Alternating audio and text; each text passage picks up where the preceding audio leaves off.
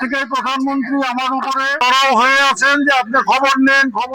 দেশের জেড়ে দুর্যোগ দেখা দেয় এড়েই সরকার দ্রুত সহায়তা লয়ে ফসিজার বন্যা কবলিত মানুষের পাশে সরকার বিহাগ সময় আছে। ফটিকছড়িত বন্যা দুর্গত হলরে ত্রাণ বিতরণকালে এই হতাগিন হয় দুর্যোগ ব্যবস্থাপনা ও ত্রাণ মন্ত্রণালয়ের প্রতিমন্ত্রী এম ইকবাল হোসেন।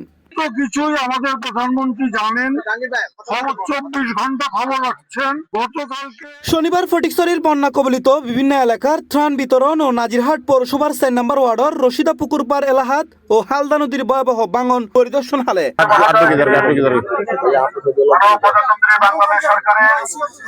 এ সময় প্রতিমন্ত্রী আরো হয় ফটিকছড়ির বিভিন্ন নির্মাঞ্চল প্লাবিতই ক্ষতিগ্রস্ত মানুষের পাশে দাঁড়াবেলেই সরকার প্রয়োজনীয় ব্যাগ ধরনের পদক্ষেপ গ্রহণ করবে। ইতিমধ্যে ফোন আহানা সহ জরুরি ত্রাণ সামগ্রী বিতরণ শুরুই।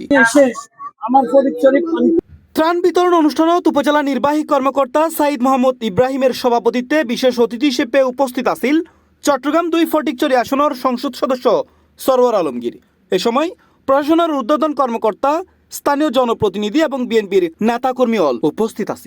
হালদা নদীর পানি বিপদসীমার উপরে আমাদের মাননীয় প্রধানমন্ত্রী যে কথাটাই বলেছিলেন, গর্বকাশ গর্বদেশ, সবার আগে বাংলাদেশ।